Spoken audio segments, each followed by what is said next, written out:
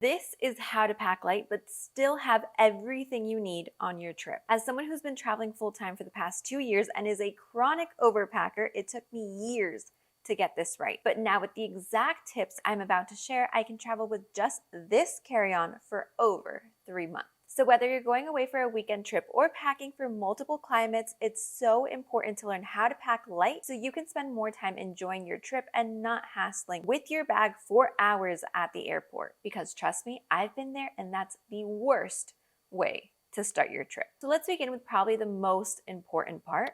What are the essential items you should always be packing? My checklist right before I leave the house to the airport is PPCC: phone, passport, computer, and cash or card. I've been traveling alone since high school and I've always used that as my checklist, since my theory is that if you have those four things, anything else can be bought. And while it sucks to forget things, once you're at the door, you can't be stressing about the little things you forgot to pack. So now that we've covered the real essentials that you literally cannot leave at home, let's work our way through the packing from the beginning. So you just booked your trip, it's time to start packing. Now what? Step number one is picking the right bag, and you always have three options to choose from: a checked bag, a carry-on, and a personal item. As an overpacker, I know it sounds wild to be saying that you should only travel with a carry-on, but trust me, when you try it, you never want to go back. My first stop as a full-time traveler was Thailand, but I was also going to stop in Japan and Seattle before to make the flights shorter.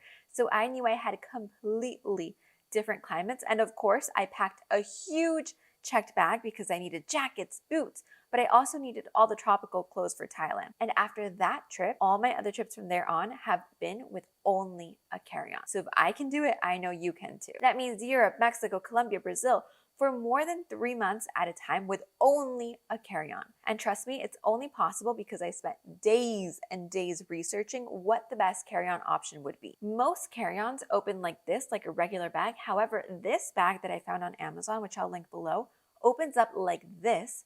And I compared the difference and I was shocked when I noticed that a lot more fits in this way rather than the regular way, which most bags have nowadays. That's one part. Another part in finding the right carry-on is knowing where you're traveling to. I knew I was going to travel to Europe, and if you've flown to Europe, you know that the carry-on standard is different than the rest of the world. This one was one of the few, basically the only carry-on that adapted to European standards, but still expanded so I could have more space when I was traveling everywhere else. It also had the front opening, which obviously after testing both, I needed it to have that so I could have more space.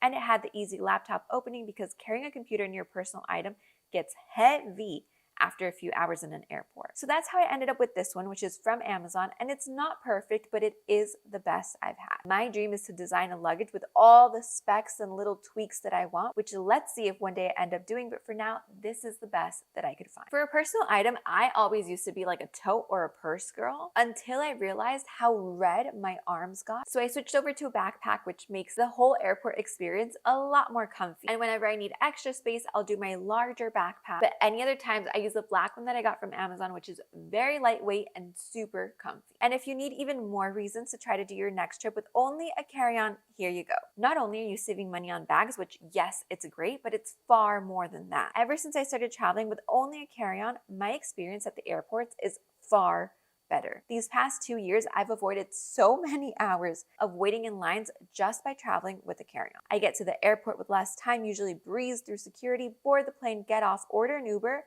and that's it. My trip has started. And my little hack that I do now is pay extra to board early so I can make sure that I always have overhead space in the bin instead of spending that money on a checked bag. And it's an even better experience because you also get to skip the line when boarding. Think about it because it's very much so worth it. So now that you know what bag you're taking, let's talk about what's going inside. First thing I do is normally check the weather. Then I'll check Pinterest for some inspo. And lastly, I'll go on Instagram and search the location just to make sure I'm packing things I'll be comfortable in. I did a study abroad in Portugal over a summer and I packed an outfit for every single day. I never repeated anything. And trust me, I would never do that again. If you've been to Portugal and actually anywhere in Europe, you know the hassle it is to carry luggages around. There was a point I can literally remember this day so much. I was alone. I was trying to get to the airport and I literally contemplated just leaving my 2 big bags because that's how fed up I was with them. That, however, doesn't happen anymore because now I pack smart. So I pick out basics, especially for bottoms like pants, shorts, and skirts, and basic shoes. Shoes are the thing that no matter how you fold or squeeze, they're not getting any smaller. So I travel with plain white shoes that I use to run and work out and can also be used for walking around with pants or shorts. I love that they have no logos or designs, so it's super easy to match.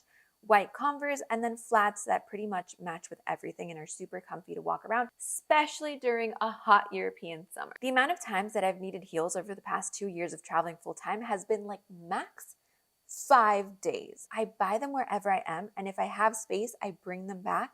And if not, I donate them or usually leave them with a note for the Airbnb host. For shirts and accessories like earrings, belts, and sunglasses, I pack a lot more variations because they're a lot smaller and will actually make my outfit look completely different. So right now I just got to Europe. I'll be here for more than 3 months and my first stop is Albania. And it's midsummer, so I packed lots of tops, bikinis, and workout sets. And that's why knowing your travel style is so important when it comes to packing. And this doesn't mean to have your whole itinerary down. If you do have it, even better. But if you don't, or you're traveling for longer periods of time like me, it's knowing how you like to travel. For me, I work remotely while traveling all year, so my day-to-day won't look like yours if you're going to Europe for a 2-week vacation. Chances are you're on the go every day, maybe hopping to different cities, having back-to-back plans, while my travel style is waking up, going to the gym I find for that month in the city that I'm living in, having breakfast at the Airbnb, sitting down to work for a couple hours, and then going out in the afternoon to explore the city. Because I know that's my travel style, I know I have to pack multiple workout sets because it's what I'll be wearing most days until I shower and switch into a dinner outfit to explore the city. So now that you have the idea down of what you're packing, here's my ultimate tricks for making it all fit in. I've tried compression bags, packing cubes with compression. So if you're wondering whether they work, they don't. Just kidding. They do, but they're all very different and should be used in different scenarios. Compression bags, I only recommend if you're taking big jackets because once you take the air out of the bag, it becomes extremely tight and hard and you can't push anything around. So, for example, when you're packing and you can kind of squeeze in like PJ, a little tank top or little things like that. With these compression bags, it literally becomes rock solid and there's just no way of pushing or fitting anything around it. Regular packing cubes work to keep things organized, but not really to make things smaller. If you're trying to make things smaller, I recommend compression cubes like these, but the smaller ones so you can move them around your bag. I also have a theory that everything belongs inside of its own little bag to take up less space. So I have bags for my liquids, for my technology, for basically everything. The heaviest things I make sure are in my carry-on and not my personal item because I want to make sure I'm as comfy as possible, not carrying the weight on my back. I always travel with a clear toiletry bag with all my liquids and personal items because in Europe, they are very picky about this. And in some airports, they'll ask you to pull it out during the security. And if you don't have a clear bag, you'll have to move it over to a Ziploc and that just slows down the whole line. So it's a lot easier to already have your own. Since I spend 1 month in each city, I don't travel with shampoos or conditioners or any of the big liquids. But in the past, if I have overnight layovers or I'm switching cities, I like buying the individual packets that you can find at the dollar store or Target. I have a couple other hacks like this perfume carrier that you fill up with your normal perfume because we all know finding travel size versions of the specific perfume you like isn't always the easiest task. All of my travel essentials, including that perfume, are on Amazon linked below. Lastly, I packed my personal item, which lately has been the black backpack. Here, I'll pack my makeup, snacks, always travel with snacks and a water bottle, passports with an air tag, toothbrush kit, Kindle, chargers, and extra things I like to have handy. I do recommend putting air tags on all your bags, even if you're not checking them in, because it just provides an extra peace of mind, especially on your passport holder. Because remember, with an air tag, you also get that notification in case